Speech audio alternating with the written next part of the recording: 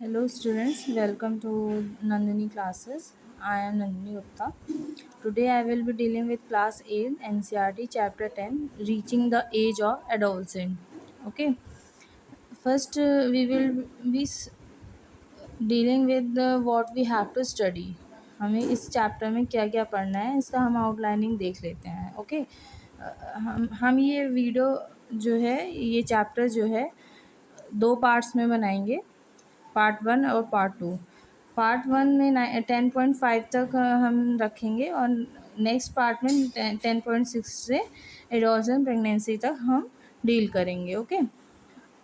और in between chapters के हम एक्टिविटी इंक्लूड करेंगे.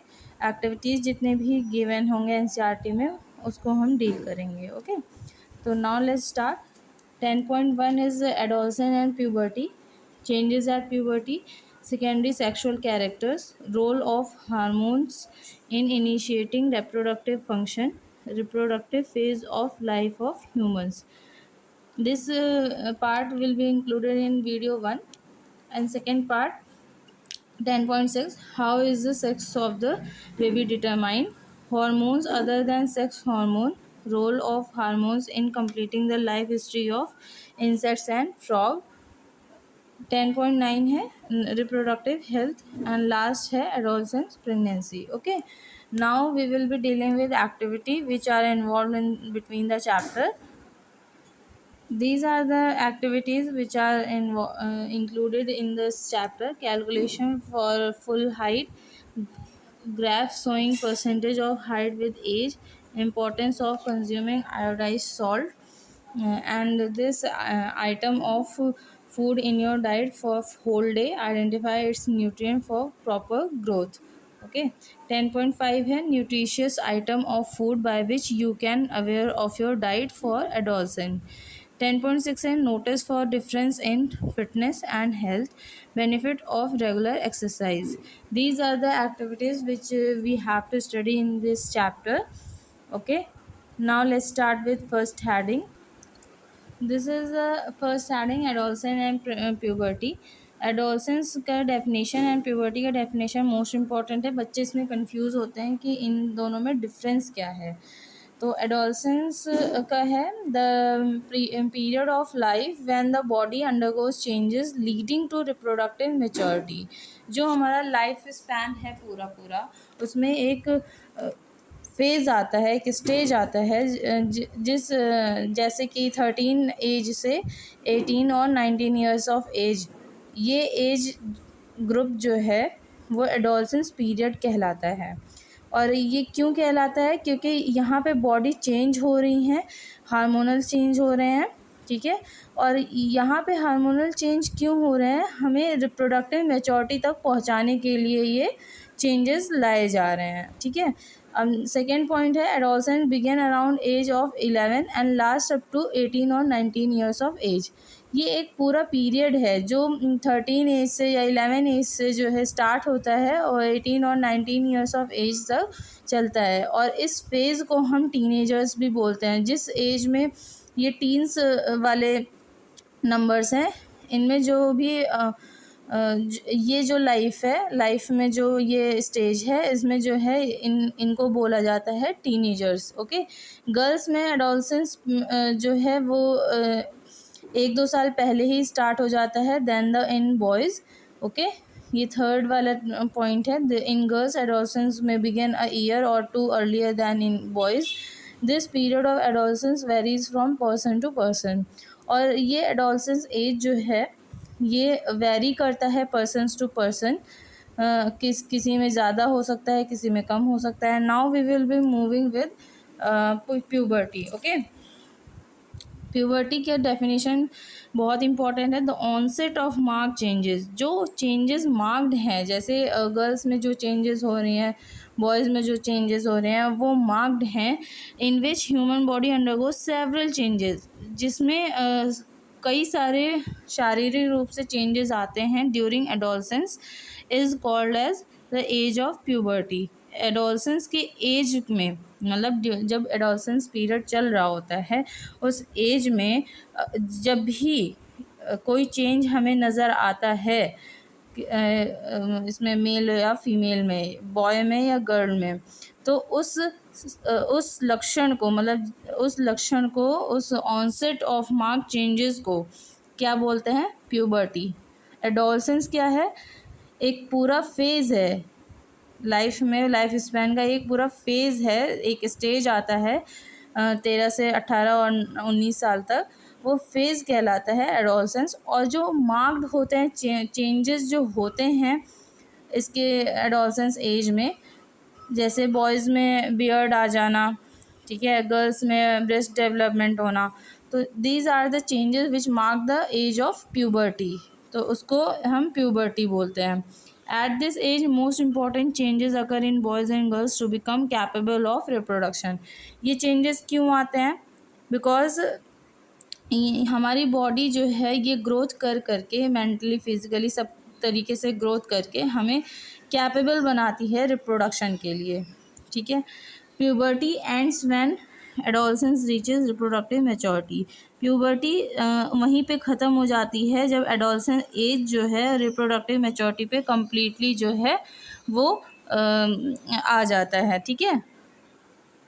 अब हम नेक्स्ट हेडिंग लेते हैं, चेंजेस इन एट प्यूबर्टी।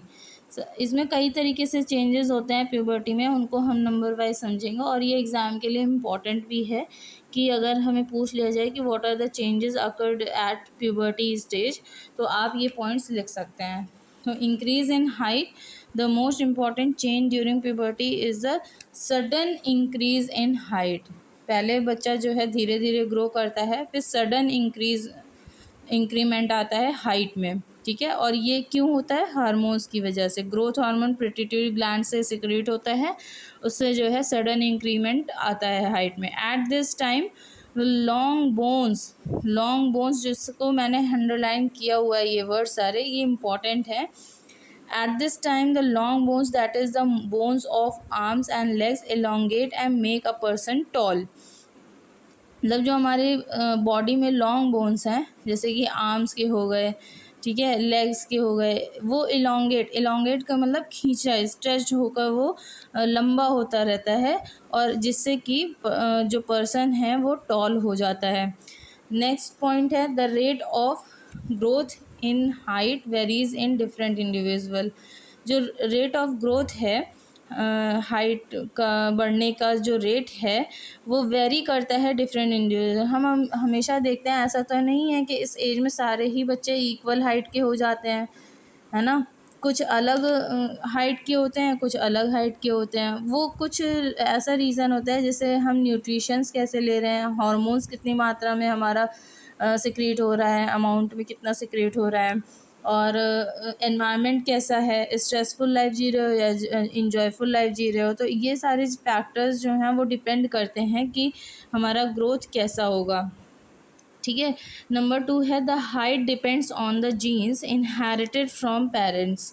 जो हाइट है वो डिपेंड कर रहा है जीन्स पर। यहाँ पे मैंने जीन्स बताया हुआ है कि जैसे ये हमारा सेल हो गया, ठीक है, ये हमारा सेल है, ठीक है। यहाँ पे हमारा न्यूक्लियस है, न्यूक्लियस के अंदर क्या होता है? क्रोमैटिन फाइबर, ठीक है, ये हमारा क्रोमैटिन फाइबर है। At the time of cell division, जब सेल डिवीजन का टाइम हो जाता है, जब तक नहीं हुआ रहता है तो क्रोमोसोम्स जो हैं, मतलब कि क्रोमैटिन फाइबर के फॉर्म में क्रोमोसोम्स रहते हैं। This is the structure of chromosome, these are called chromosomes, ठीक है। ये सब मैं इसलिए बता रही हूँ क्योंकि ये जीन से रिलेटेड है। जब भी सेल डिवीज़न हो तो सेल डिवीज़न में ये कॉइलिंग फॉर्म में ये रहता है, ठीक है, ये कॉइलिंग फॉर्म में ये कंडेंस फॉर्म में ये रहता है, और ये एक्टिव फॉर्म में आ जाता है। क्रोमोसोम्स जब एक्टिवेट हो जाते हैं तो ये अनकॉइलिंग स्टार्ट हो जाती है, ठीक है, at the time of cell division. Okay, this is the structure. तो अनकॉइलिंग अनवर्लिंग होती है तो ये इस तरह फॉर्म होता है। This is the structure, helix structure है, ठीक है। ये जो है ये खुल के इस तरह फॉर्मेशन कर लेता है। दिस इज़ कॉल्ड डीएनए, ठीक है, ये इसको डीएनए बोलते हैं, ठीक है। यहाँ पे ये जो लाइनिंग मैं दिखा रही हूँ, यहीं पे ही जीन्स प्रेजेंट होते हैं। ये this is the position of genes. यहाँ पे क्या होता है, ये जीन्स प्रेजेंट होता है। At the time of fertilisation, जैसे कि चैप्टर 9 में आप लोगों ने फर्टिलाइजेशन के बारे में पढ़ा ही होगा, तो चैप्टर 9 में वहाँ पे स्पर्म प्लस ओवम ये मिलते हैं, तो हम इनको क्या बोलते हैं कि ये फर्टिलाइजेशन की कंडीशन में आ चुके हैं। ठीक है, तो जब फर्टिलाइजेशन होता है, अब दो गैमीट्स आपस में मिलते हैं, तो यहाँ पे जीन्स जो मेल का रहता है और फीमेल का रहता है, ये आपस में इंटरफेयर करते हैं, मतलब आपस में एक्सचेंज होते हैं। जीन्स जो है ये टूट के कुछ उसमें मिलेगा, कुछ उसमें, जिससे कि हमारा जो ये फीटस है इसमें एक्सटर्नल फीचर और इंटरनल फीचर इमोशनली फिजिकली वो कुछ ना कुछ अपने पेरेंट्स से मिलता है। ठीक है, पेरेंट्स से ये मिलता है। जैसे किसी का फेस मिलता है, किसी की नोज़ मिलती है, किसी का हाइट मैच हो जाता है। अगर माँ बाप लंबे होते हैं तो बच्चे भी उनके लंबे हो जाते हैं, और वाइस वर्सा भी होता है। तो this is the position of gene. ये बहुत इंपॉर्टेंट है जीन समझना। और यूनिट ऑफ हेरिडिटी है, उसे बोलते हैं genes. Unit of heredity is genes. ठीक है, हेरिडिटी का जो स्मॉलेस्ट यूनिट है वो जीन्स के ही थ्रू होता है। ठीक है, नेक्स्ट पॉइंट पे आते हैं। तभी यहाँ पे भी लिखा है कि the height depends on the genes inherited from parents. यहाँ पे इसीलिए लिखा है कि क्योंकि जीन्स इंटरफेयर होते हैं, उसमें मिक्स एंड मैच होती है, और फिर वो रिजम्बल होते हैं पेरेंट्स से। कौन? फीटस है, बेबी। नेक्स्ट पॉइंट है, it is very important to eat the right kind of food during these growing years because it helps the bones, muscles and other parts of the body get adequate nourishment for growth. Adequate nourishment मतलब कि proper amount में हमें ये diet nutritions follow करने चाहिए इस as में, ताकि हमारा ग्रोथ मेंटली फिजिकली लेवल पे अच्छा हो जाए। ठीक है, वैसे तो लाइफ के दौरान हमेशा अच्छा ही फूड हमें कंज्यूम करना चाहिए, जो हमारी बॉडी के लिए हेल्पफुल हो वो लेना चाहिए। तो इसमें यही है कि जिससे हमारे हड्डियाँ, मसल्स और other parts of the body, जो बॉडी के अदर पार्ट्स हैं, वो अच्छे से ग्रोन अप हो जाएं। Okay, now we will be dealing with this activity 10.1 calculation for full height centimetre. यहाँ पे फुल हाइट का कैलकुलेशन हम करेंगे, जिसका फॉर्मूला गिवन है, full height in centimetre is equal to present height centimetre upon percentage of full height at this age into 100। Percentage of full height at this age मतलब जो percentage है, यहाँ पे आपके बुक में टेबल भी बना हुआ है। ठीक है, यहाँ पे आपके बुक में टेबल भी बना हुआ है, दिस इज़ द टेबल। ठीक है, ये टेबल बना हुआ है। यहाँ पे एज के रेफरेंस में हमारा परसेंटेज फुल हाइट का गिवन है कि बॉयज़ में और गर्ल्स में कितना होना चाहिए, और 9 ईयर्स पे 75% बॉयज़ का, 81% गर्ल्स का, इसी तरह 10, 11, 12, 13, 14, 15, 16, 17, 18 इन सभी का ये परसेंटेज फुल हाइट का गिवन है। हमने यहाँ कंसीडर किया है एक क्वेश्चन के साथ, एग्जाम्पल देख लेते हैं। इसका ये फॉर्मूला है, present height upon percentage of full height at this age into 100, right? Next example लेते हैं। A boy is 9 years old and 120 centimeter tall. At this end of the growth period he is likely to be। यहाँ पे ये पूछा है कि एक लड़का है, 9 साल का है, उसकी 120 सेंटीमीटर हाइट है। At the end of growth period उसकी हाइट कितनी होगी? 9 ईयर्स का percentage of full height of a boy है 75%। ओके, तो यहाँ पे प्रेजेंट हाइट है इसकी 120 सेंटीमीटर, और फुल हाइट का परसेंटेज यहाँ पे हमें क्या है, 9 ईयर्स का बॉय है तो 75% है, बॉय है तो 75, अगर गर्ल होती तो 81% लेते। तो यहाँ पे अकॉर्डिंग टू क्वेश्चन हमने 9 ईयर्स का 75% लिया है। ठीक है, तो ये 120 अपॉन 75 इंटू 100 सेंटीमीटर, को सॉल्व करेंगे तो हमारा आंसर आ जाएगा 160 centimetre tall. Okay, now we will be next moving with next topic. This is activity 10.2। यहाँ पे एक ग्राफ दिया है आपकी बुक में एनसीईआरटी में, उसको हम लेंगे। यहाँ पे एज इन ईयर्स दिया हुआ है, ये ग्राफ है। ग्राफ का हमने पॉइंटिंग कर लिया हुआ है according to age and full percentage of full height, ठीक है। और बॉय एंड गर्ल का अलग है। इससे हमें एस्टिमेशन मिलेगा कि गर्ल्स की और बॉय की एज के अकॉर्डिंग जो है ग्रोथ किसकी अच्छी है, ठीक है। तो यहाँ पे देखेंगे, जैसे यहाँ पे 65% है, 70% है, 75, 80, ये एज सो ऑन ये गया हुआ है। फिर यहाँ पे 8 year, 9 year, 10 year, 11, 12, 13, 14, 15, 16, 17, 18, up to 18 years standard में हम लोग कैलकुलेट करेंगे। तो यहाँ पे एज के अकॉर्डिंग और परसेंटेज ऑफ फुल हाइट के अकॉर्डिंग हमने यहाँ प्लॉट कर दिया है, ठीक है। ये बॉय का है और ये गर्ल का है, ठीक है।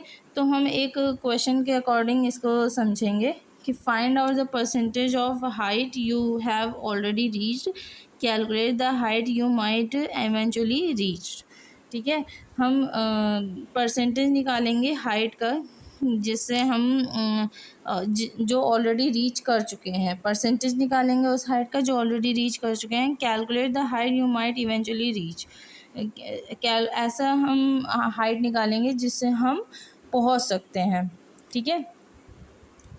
यहाँ पे हम हाइट लेंगे, height might be reach is equal to 124 centimetre. Let say हमने सपोज कर लिया कि 124 सेंटीमीटर है अपॉन, अब 124 सेंटीमीटर हमने लिया है किसका 95% तक हमने लिया है। यहाँ पर ये 95% है और 95% हमने यहाँ नीचे रख दिया, इंटू 100 कर दिया। ओके, यहाँ पे ये 100 कर दिया था और इसको मल्टीप्लाई करेंगे 124 100 अपॉन 95। इसको सॉल्व करेंगे तो हमारा आंसर आएगा कि हम कितना हाइट तक रीच कर सकते हैं। सिमिलरली अगर हमें प्रेजेंट हाइट निकालनी हो और हमें ये दिया हो कि तुम 124 सेंटीमीटर तक पहुंच सकते हो, प्रेजेंट हाइट कितनी हो सकती है अभी एवरेज में, ठीक है। तो हम उसको प्रेजेंट हाइट को हम क्या मानेंगे, x अपॉन 95 इंटू 100। 95% क्यों मान रहे हैं, क्योंकि हमने जो है 13 ईयर के बॉय का वो लिया है, एस्टिमेशन लिया है। तो इसको सॉल्व करेंगे तो 117.8 सेंटीमीटर आ जाएगा answer. Okay, now we will move to our next topic. अब यहाँ पे हम सेकंड चेंज पढ़ेंगे कि प्यूबर्टी के एज पे हम सेकंड चेंज हमारे बॉडी में क्या आता है, change in body shape. Boys में broader shoulder, wider chest, prominently muscles growth, and girls में waist becomes wider. This is because they have entered the age of puberty where these changes generally occur. यहाँ पे boys के broader shoulder हमें देखने को मिल जाएंगे, wider chest देखने को मिल जाएंगे, प्रोमिनेंटली मसल्स ग्रोथ, मतलब मसल्स ग्रोथ भी अच्छी हो जाएगी। और गर्ल्स का वेस्ट जो है वो वाइड शेप में आ जाएगा। और ये ऐसा इसलिए है क्योंकि यहाँ पे बॉयज़ एंड गर्ल्स जो हैं प्यूबर्टी एज में आ चुके हैं, जिससे कि ये चेंजेस जो हैं जनरली अकर होती है, मतलब जनरेट होती है, ठीक है। नेक्स्ट है वॉइस चेंज। ये बेहद इम्पॉर्टेंट चेंज है। हम इसे कोई बॉय है या गर्ल है, इससे हम इनका चेंज आसानी से देख सकते हैं, सुन सकते हैं। अगर कोई मेल बोल रहा है तो उनकी आवाज़ अलग हमें सुनाई देती है, फीमेल बोलती है तो वो अलग हमें आवाज़ सुनाई देती है। तो at puberty the voice box और the larynx begins to grow. यहाँ पे वॉइस बॉक्स जो है उस वो किसे बोलते हैं, लैरिंग्स को ही बोलते हैं।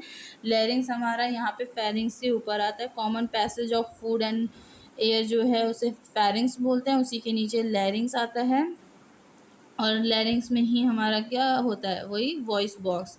और बॉयज़ में लार्जर वॉइस बॉक्स हो जाते हैं। Voice box get protruded called Adam's apple. और जो है लार्जर वॉइस बॉक्स होने के कारण क्या होता है कि वॉइस बॉक्स जो है वो प्रोट्यूडेड मतलब निकल आता है, जैसे यहाँ पे मैंने दिखाया हुआ है। यहाँ पे ये प्रोट्यूडेड फॉर्म में है, आ गया है, दिस इज़ अ प्रोट्यूडेड फॉर्म। और इसे ही हम एडम्स एप्पल बोलते हैं।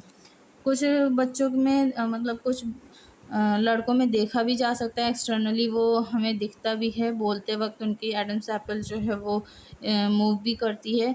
और बॉयज़ में ये मोस्ट इम्पॉर्टेंट पॉइंट है कि बॉयज़ में उनका वॉइस जो है वो लो पिच में होता है।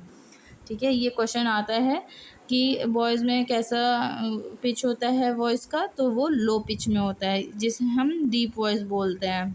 ठीक है, डीप वॉइस मतलब थोड़ा सा भारी आवाज़। और गर्ल्स में हार्डली विजिबल, ये हार्डली विजिबल होता है because of small size, voice box जो है इसमें स्मॉल साइज़ के होते हैं और हाई पिच की होती है। यहाँ पे हाई पिच का मतलब क्या है, पतली सी आवाज़ है ना। Adam's apple in grown up boy, यहाँ पे एडम्स एप्पल जो है ये ग्रोन अप बॉय में हमने दिखाया है। ये फिगर ये इस तरह आप आंसर्स में अपने शो कर सकते हैं। In adolescence, boys sometimes the muscles of the growing voice box go out of the control and the voice becomes hoarse। कभी कभी हम एडोलसेंस बॉयज़ में देखते हैं कि वो ज़्यादा चिल्लाने की वजह से या वो बहुत ज़्यादा शोर करते हैं। शोर क्या मतलब बहुत ज़्यादा बोलना होता है उनके, जिसकी वजह से उनकी आवाज़ जो है वो बहुत भारी हो जाती है, जिसका हमने टर्म दिया है होर्स। हॉर्स, ठीक है, ये हॉर्स जो है ये भारी आवाज़ को बोलते हैं। मैं एक रिक्वेस्ट करना चाहूँगी, ये सारी चीज़ें आप अच्छे से नोट डाउन कर सकते हैं अपनी कॉपी में, ताकि आप अपने एग्ज़ाम में अच्छे से इसको रिप्रेजेंट कर पाएँ। This is a point wise notes कह सकते हैं आप, कि ये पॉइंट्स वाइज नोट्स हैं एनसीईआरटी के, जहाँ से क्वेश्चन फॉर्म होने के चांसेस हो सकते हैं। Okay, now we will be move to next topic. अब यहाँ पे हम बात करते हैं increased activity of sweat and sebaceous gland during puberty. The secretion of sweat and sebaceous gland, जिसे हम ऑयल ग्लैंड्स भी बोलते हैं, ये इंक्रीज होता है। और many young people get acne and pimples on their face at this time because of the increase activity of this gland in the skin. तो यहाँ पर कुछ यंग बच्चों में एक्ने और पिंपल्स की शिकायत होती है, वो इसीलिए होती है क्योंकि ऑयल का जो सिक्रीशन है वो इंक्रीज़ हो जाता है because of the increase activity of these gland, sebaceous gland and sweat gland. Sebaceous gland से हम ऑयल ग्लैंड बोलते हैं, जिससे सीबम सिक्रीट होता है। ओके, तो इस एज में हमें इसी वजह से ये एक्ने और पिंपल्स देखने को मिलते हैं। तो नेक्स्ट है change development of sex organs. ये सारी चेंजेस हम प्यूबर्टी में देख रहे हैं कि ये प्यूबर्टी एज में हमारे चेंजेस होते हैं। ठीक है, तो हम यहाँ पे सेक्स ऑर्गन के डेवलपमेंट के बारे में बात करते हैं। Sex organ, male reproductive organ in humans, female reproductive organs in humans. ये चैप्टर 9 में गिवन है आपके सारे रिप्रोडक्टिव ऑर्गन्स जो हैं। अभी यहाँ पे हम एट प्यूबर्टी पे पढ़ेंगे। At puberty male sex organs testis and penis develop completely, begins to produce sperm, male gamete. ये स्पर्म्स को हम क्या बोलते हैं, मेल गैमीट। ठीक है, टेस्टिस और पेनिस से जो है वो कम्प्लीटली डेवलप हो जाते हैं और स्पर्म फॉर्मेशन स्टार्ट हो जाता है। फीमेल सेक्स ऑर्गन्स में ovaries start releasing mature eggs and large and eggs begin to mature. यहाँ पे एग्स जो हैं वो मैच्योर होना स्टार्ट कर देते हैं। ओके, ओवरीज जो है वेल डेवलप्ड हो जाती है और start releasing their mature egg. This is the last point of changes at puberty 10.2. So reaching mental, intellectual and emotional maturity. Adolescence is also a period of change in a person's way of thinking. जो हमारी thinking level है वो change हो जाती है person में। ठीक है, और इस पीरियड में जो है, इस एडोलसेंस एज में जो थिंकिंग प्रोसेस है वो चेंज हो जाती है काफ़ी। कुछ बच्चे फ्यूचर में सिक्योर हो जाते हैं कि हमें क्या करना चाहिए, और कुछ बच्चे नहीं हो पाते हैं। और adolescence are more independent and self conscious than before. Adolescence age जो है वो मोर इंडिपेंडेंट है बजाय सेल्फ कॉन्शियस के। मतलब सेल्फ कॉन्शियस और इंडिपेंडेंटली जैसे वो पहले थे उससे भी ज़्यादा हो जाते हैं। सेल्फ कॉन्शियस मतलब अपने बारे में और सोचने के लिए और समझने के लिए। ठीक है, इंडिपेंडेंट मतलब फ्रीडम, उन्हें और फ्रीडम मिल जाती है कि वो अब अपना काम खुद कर सकते हैं। थर्ड पॉइंट है intellectual development takes place and spend much time in thinking. Intellectual development उसे बोलते हैं कि वो थिंकिंग लेवल में अपने ज़्यादा वर्क करते हैं बजाय एक्शन में। This is a fact because brain has the greatest capacity for learning. तो ये ऐसा फैक्ट है कि ब्रेन में जो है वो हाईएस्ट कैपेसिटी से लर्निंग कर सकता है। ठीक है, नेक्स्ट पॉइंट है एडोलसेंस में feel insecure while trying to adjust to the changes in the body and mind. Adolescence जो है वो फील कर सकते हैं, फील करते भी हैं इनसिक्योर कि इन सब चेंजेस के अकॉर्डिंग वो एनवायरनमेंट से कैसे और सोसाइटी में कैसे अपने को मतलब एडजस्ट कर पाते हैं। ठीक है, now we will be next moving to next topic 10.3। 10.3 है सेकेंडरी सेक्सुअल कैरेक्टर। हमारे अंदर जो है प्राइमरी सेक्सुअल कैरेक्टर और सेकेंडरी सेक्सुअल कैरेक्टर प्रेजेंट होते हैं। In girls breast begin to develop at puberty, this is a secondary sexual character. और ovaries produce gamete like ova, singular ovum बोलते हैं जिसे एग भी बोलते हैं। और इनको क्या ये ओवा और ओवरीज से जो ओवरीज जो ओवा प्रोड्यूस करती है इन्हें ओवरीज को बोलते हैं primary sex character of girls. Okay, in boys begins to grow facial hair like moustache and beard, मूछें और दाढ़ी इसे बोलते हैं हिंदी में। और टेस्टिस प्रोड्यूस स्पर्म। तो टेस्टिस जो है वो प्राइमरी सेक्स कैरेक्टर है बॉयज़ का, और माउस्टैच एंड बियर्ड जो है ये जब शो होते हैं फेस पे तो इन्हें बोलते हैं सेकेंडरी सेक्सुअल कैरेक्टर। ठीक है, also develop hair on their chest, और चेस्ट पे भी इनके हेयर्स डेवलप होते हैं। Hair grows under the arms and above pubic region, जो प्राइवेट रीजन है और आर्म्स हैं उनके बीनेथ ये हेयर ग्रोज होते हैं। तो ये दीज आर द सिम्टम्स की ये प्यूबर्टी एज में जो है सेकेंडरी सेक्सुअल कैरेक्टर जो है शो कर रहे हैं। These features help to distinguish the male from the female. They are called secondary sexual character. जो मेल और फीमेल के डिफरेंस को बता दे अच्छे से उन्हीं को बोलते हैं secondary sexual character. These changes which occur at adolescence are control by hormones. और ये सारे चेंजेस जो हो रहे हैं ये कौन कंट्रोल कर रहा है? ये कंट्रोल कर रहा है हार्मोन्स। हार्मोन्स का डेफिनेशन इंपॉर्टेंट है, ये आता है एग्जाम में, राइट? ये एग्जाम में आता है तो हम ये देखेंगे। हार्मोन्स आर केमिकल सब्सटेंस और messenger which secrete from secreting cell. Secreting cell मतलब कोई थायराइड मतलब कोई ग्लैंड है, थायराइड एक एग्जाम्पल ले सकते हैं। कोई ग्लैंड है उससे वो सिक्रीटिंग सेल जो है वो हार्मोन्स बनाती है और कहाँ पे एक्ट करती है? ब्लड स्ट्रीम में वो सिक्रीट करते हैं डायरेक्टली, क्योंकि एंडोक्राइन ग्लैंड से ही हार्मोन सिक्रीट होता है। और एंडोक्राइन ग्लैंड्स को हम डक्टलेस ग्लैंड्स भी बोलते हैं, जिसमें ये इसका ये मतलब होता है कि hormones directly secreted into blood stream. तो और वो किस में एक्ट करते हैं? टारगेट साइट या सेल्स में। एनसीईआरटी में टारगेट साइट गिवन है, अभी आगे बात करते हैं। और ये एक्ट करते हैं टारगेट सेल्स में। These are the secretion from endocrine glands और सिस्टम। ये एंडोक्राइन ग्लैंड से सिक्रेट करते हैं और सिस्टम इन एंडोक्राइन सिस्टम से ये पूरी चीज़ें चलती हैं। हार्मोन्स कहाँ से सिक्रेट होते हैं? एंडोक्राइन ग्लैंड से। और हार्मोन्स का ये डेफिनेशन इम्पॉर्टेंट है, आता है एग्ज़ाम में।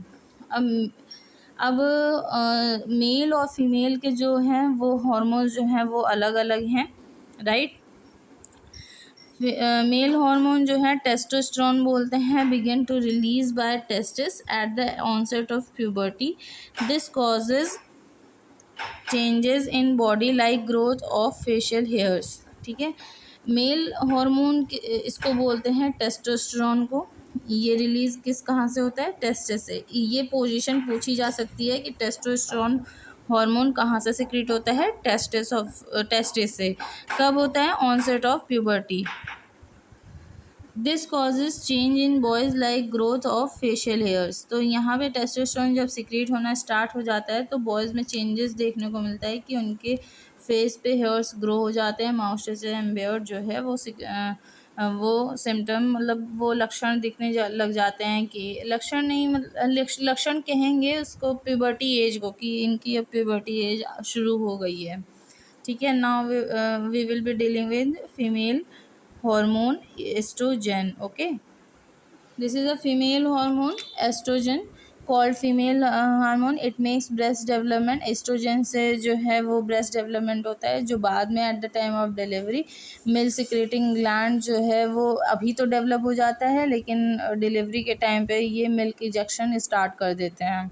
और कुछ बच्चों का ये कहना है कि ये ऐसा होता क्यों है। This is the important process, और नेचर ने इसको सिस्टमेटिकली अरेंज करके ही बनाया हुआ है कि अगर डेवलपमेंट है तो उसका यूज़ भी है कि क्यों ऐसा है। ठीक है, तो यहाँ पे इस टाइम पे जब प्यूबर्टी एज आती है तो यहाँ पे ब्रेस्ट डेवलपमेंट इसलिए स्टार्ट होता है कि मिल्क सिक्रेटिंग ग्लैंड्स को डेवलप करना इंपॉर्टेंट हो जाता है। Mammary gland developed into it.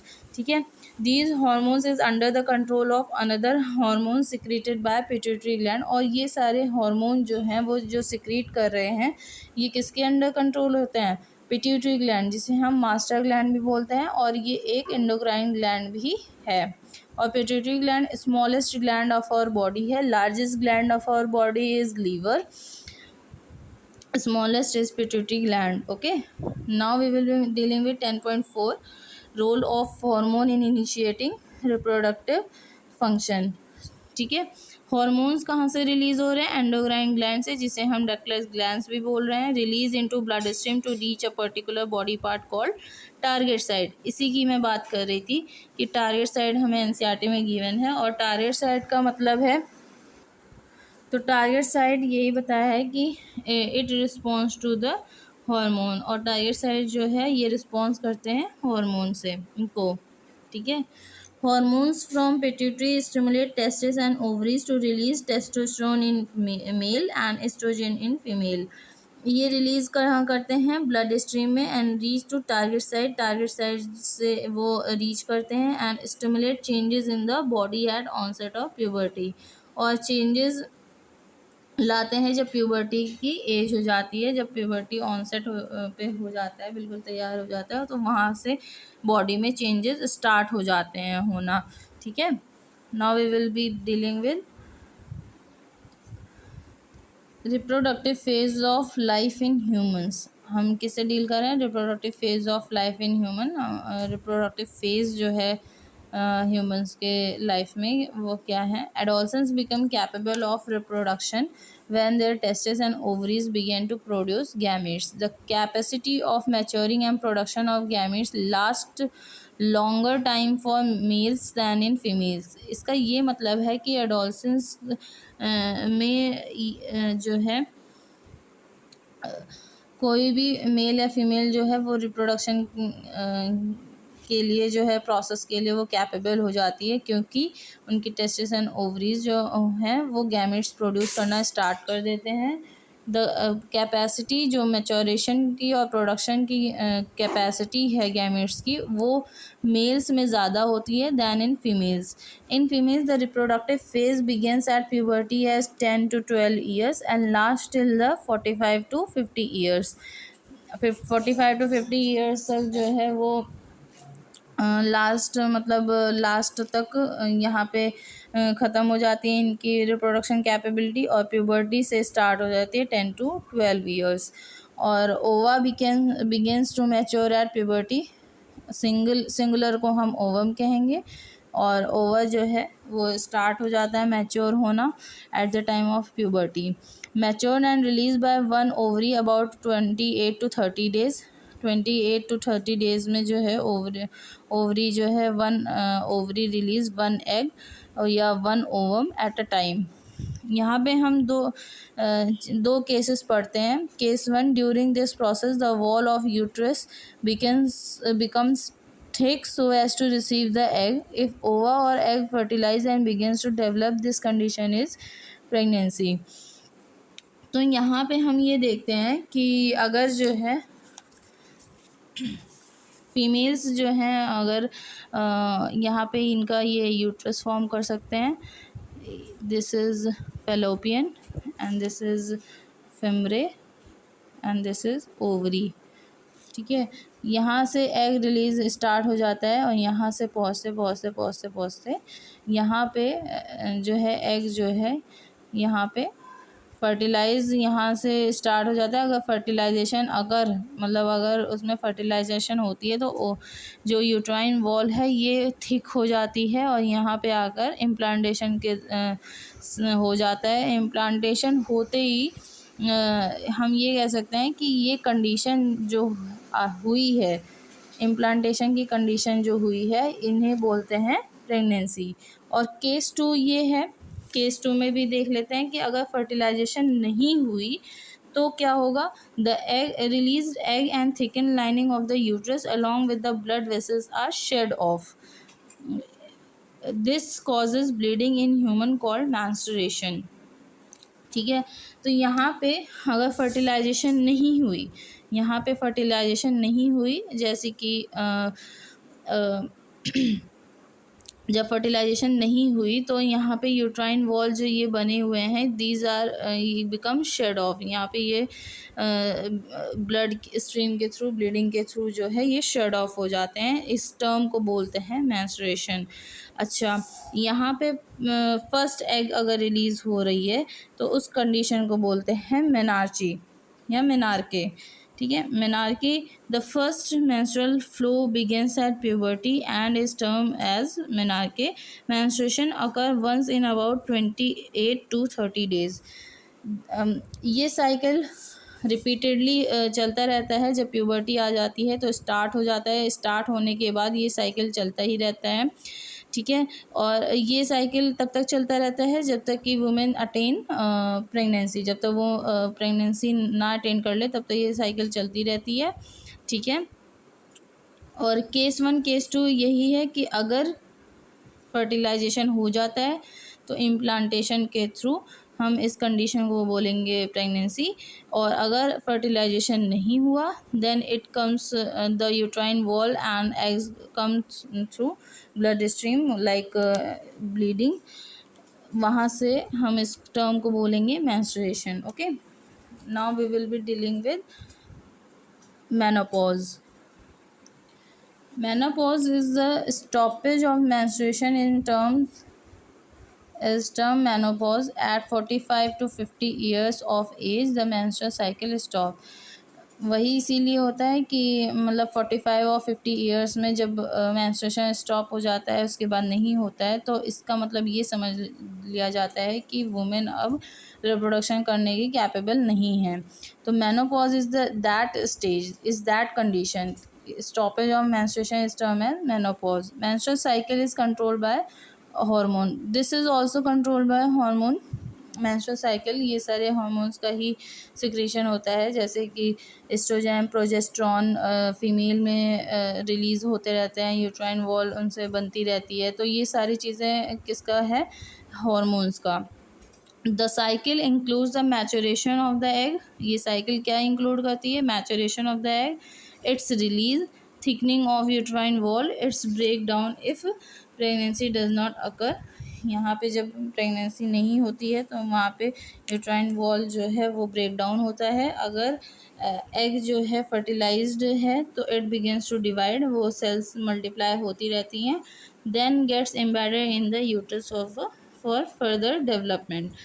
तो ये जो है मैंने यहाँ पे बताया ही था कि एम्बेडेड मतलब यहाँ पे धंस जाना, एम्बेडेड का मतलब धंस जाना, कि ये अटैच हो जाता है वॉल से और स्टार्ट डेवलपिंग हिज फीटस, मतलब कि हर फीटस जो है वो स्टार्ट हो जाता है।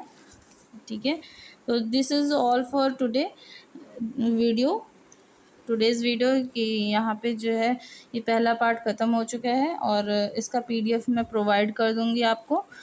ठीक है, इन डिस्क्रिप्शन, तो आप वहाँ से देख लेना। Thank you for all today and do hit like, subscribe and comment given below. Okay, thank you.